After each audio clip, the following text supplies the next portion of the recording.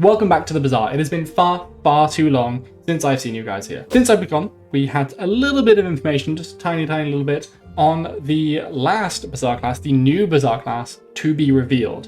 So let's finally jump in and take a look at Mac, the Alchemist. First things first, this isn't my triumphant return because A, I was never really gone, and B, I was never really gone because I'm just waiting for anything newsworthy or guide-worthy to make content for, and this is pretty much it.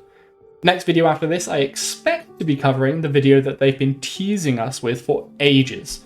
So if you want to catch that, make sure you subscribe here, and if you want to catch it live with the community, then join us on the Discord server below where we share all the Bazaar gossip and catch up with things as they happen. So, as we somewhat imagined, one of Mac's main mechanics is going to be building around poison. With 4 of the 10 Mac items we've seen referencing poison, 3 of those being new ones as of this video. Firstly, we saw the Black Rose, an item that had been revealed before and interacted with lifesteal, but now just heals you every time you poison your opponent. With a basic heal and a 12-second cooldown, it's a small, low-cost item, so something to slot in alongside your build and unlikely to be a focal point of it. We then have the Ice Weaselpede, one of the former designer Gweg's favourite items, a low-cost, medium item that freezes an enemy for 4 seconds every 12 seconds. So if it only ever hits one item, it would stall that out for a third of the time. However, if the enemy is poisoned, this gains dual cast, firing twice, and supposedly striking 2 items with the 4 seconds of freeze, although if it did hit the same item repeatedly, it would lock it out for 2/3 of the time. Finally, for the new poison items for Mac, we see a means of applying it, Hemlock. This small weapon had no cost that we could see, so it is perhaps generated by another item or event for Mac, which could be really interesting. I never really thought of this before. But otherwise it just applies 3 poison every 8 seconds. A relatively low amount of poison. This alone can't keep a poison applied for even half of the time.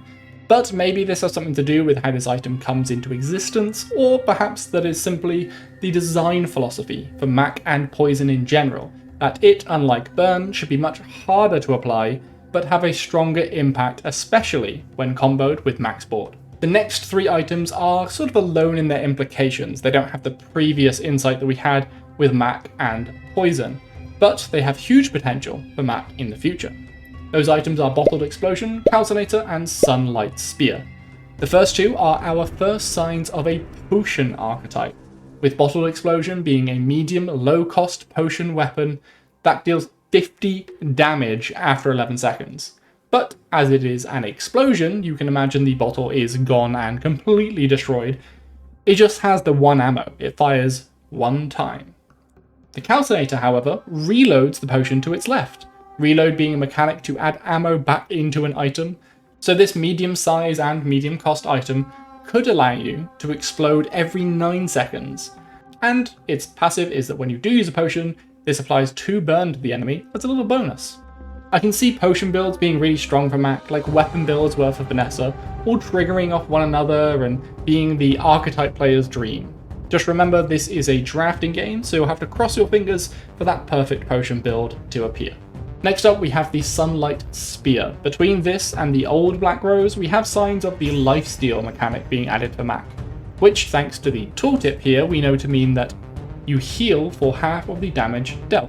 Sunlight Spear is a medium size and medium cost weapon that every 8 seconds deals 11 damage. As a passive, it has lifesteal, but also 2 strength when you get the item, possibly being an indicator that when you sell this item, you keep its strength buff, which is a nice thing to see that they're experimenting with, and it'd be interesting to see this applied to other items, especially with characters like Pygmalion, who rely quite heavily on strength for certain builds.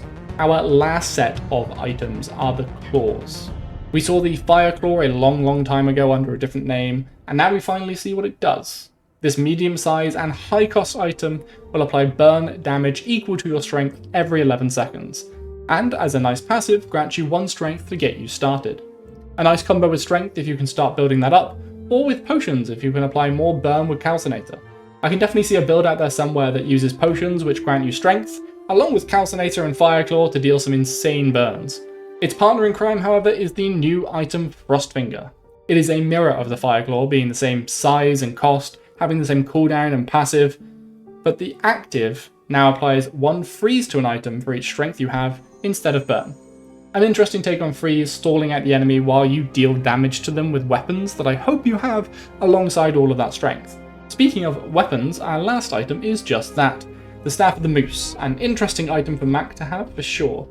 This large size, low cost weapon deals 35 damage and 4 days every 13 seconds.